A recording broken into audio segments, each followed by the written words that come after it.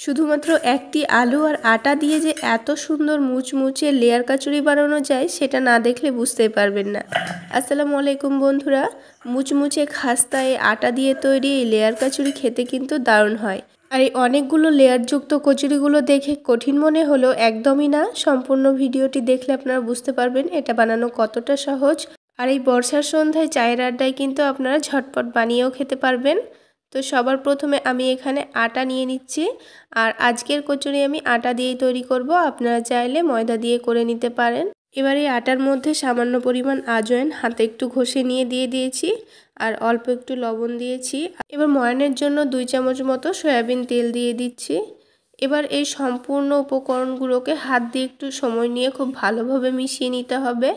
আর ময়ানটা যতটা বেশি ভালো ময়ান দেওয়া যাবে নাস্তাগুলো কিন্তু অনেকটাই খাস্তা হবে আর অনেকটাই মুচমুচে হবে। তো এবার খুব ভালো করে ময়ান দেওয়া হয়ে গেছে। এবার এটাকে আমি হাত দিয়ে মুঠো করছি, তো খুব সুন্দরভাবে এটা মুঠো হয়ে যাচ্ছে। এবার এই আটার মধ্যে অল্প অল্প করে আমি পানি দিয়ে একটা ডো তৈরি করে নেব। আর ডোটা খুব বেশি নরমও হবে না আবার খুব বেশি শক্ত হবে না। ঠিক আমরা যেমন বাড়িতে রুটি তৈরি করার জন্য আটা মেখে থাকি ঠিক সেইভাবে এই ডোটা তৈরি করে নিতে হবে। তো এখানে কিন্তু একেবারে পানি দিয়ে ফেলা যাবে না, তা না হলে কিন্তু ডোটা নরম হয়ে যেতে পারে।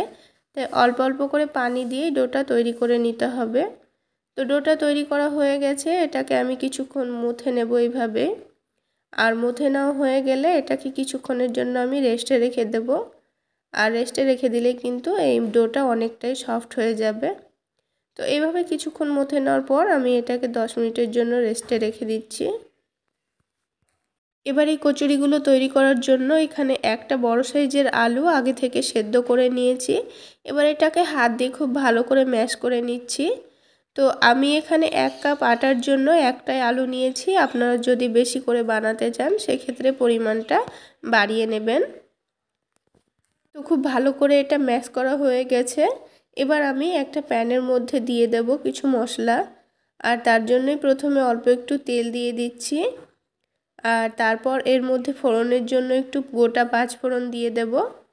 এবার এটাকে একটু নাড়াচাড়া করে আমি হালকা একটু ভেজে নেব। তো এই মশলাটা হালকা একটু ভেজে নিলে কিন্তু এর গন্ধটা খুব সুন্দর বেরিয়ে আসবে। তখন এর মধ্যে আমি দিয়ে দিচ্ছি রসুন কুচি। আর এখানে 1 চামচ মতো রসুন কুচি দিয়েছি আর হাফ চামচ মতো আদা কুচি। এবার এগুলোকে আবার খুব ভালো করে ভেজে নিতে হবে, তাহলে এই তেলের মধ্যে থেকে কিন্তু একটা খুব সুন্দর গন্ধ বেরিয়ে আসবে। তো এটা ভাজা হয়ে গেছে। এবার এর মধ্যে আমি দিয়ে দেব পেঁয়াজ কুচি। তো এখানে আমি একটা বড় সাইজের পেঁয়াজ কুচিয়ে দিয়ে দিয়েছি।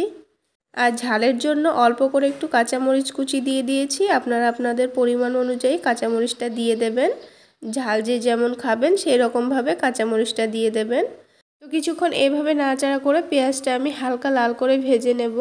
আর পেঁয়াজটা যখন হালকা লাল করে ভাজা হয়ে গেছে তখন এর মধ্যে আমি কিছু গুঁড়ো মশলা দিয়ে দেব। আর এই গুঁড়ো মশলার মধ্যে নিয়ে নিয়েছি হলুদ গুঁড়ো, লাল মরিচের গুঁড়ো, ধনে গুঁড়ো, জিরে গুঁড়ো আর স্বাদ মতো লবণ। এবার এই গুঁড়ো মশলাগুলোকে গ্যাসের ফ্লেমটা একেবারে লোতে রেখে কিছুক্ষণ এইভাবে মিশিয়ে নিচ্ছি। আপনারা কিন্তু ভুলেও এখানে গ্যাসের ফ্লেমটা বাড়িয়ে দেবেন না, তা না হলে কিন্তু গুঁড়ো মশলাগুলো একেবারেই পুড়ে যেতে পারে।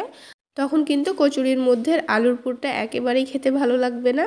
তো এবার ম্যাশ করা আলুটা আমি এই মশলার মধ্যে দিয়ে দিলাম। আর লোতে রেখেই কিন্তু এই মশলার সঙ্গে এই আলুটাকে খুব ভালো করে মিশিয়ে নিতে হবে।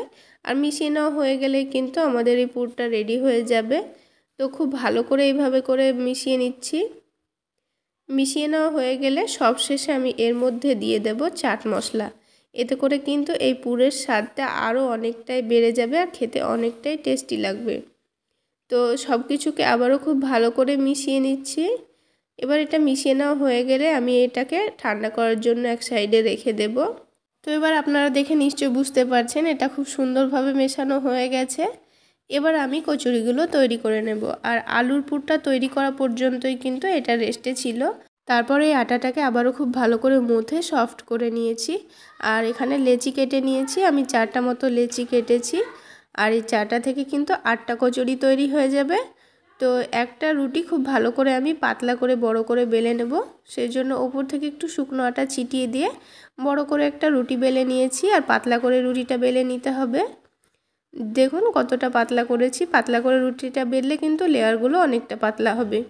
এবার এই রুটির মধ্যেখানে আমি দিয়ে দিচ্ছি অল্প করে তেল।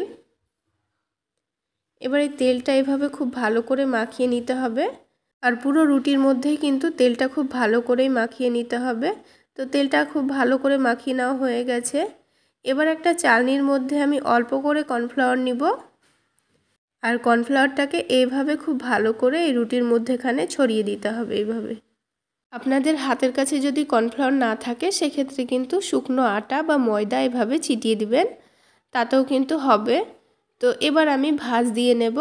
তো একদিকটা টেনে এনে এভাবে একদিকে রেখে দিচ্ছি আর অপর দিকটাও ঠিক এইভাবে রেখে দিচ্ছি। তো কাজটা করা খুবই সহজ, আপনারা একটু দেখলেই বুঝতে পারবেন আমি কাজটা কিভাবে করছি। তো এখানে আমি 1 চামচ করে দুই দিকে খুব ভালো করে আবারও তেল দিয়ে দিলাম। তারপর আবারও এর মধ্যে কর্নফ্লাওয়ার দিয়ে দিতে হবে। তো কর্নফ্লাওয়ার দেওয়া হয়ে গেলে আবারও এটাকে আমি ভাঁজ দিয়ে নেব। এবার এটাকে একটু বেলে নেব আর বেলে একটু পাতলা করে নেব।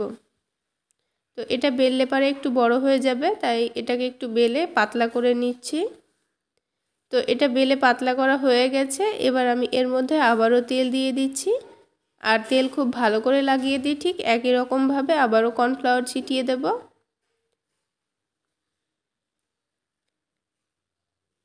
তো কর্নফ্লাওয়ার ছিটিয়ে দেওয়া হয়ে গেছে। এবার এটাকে রোল করে নিতে হবে।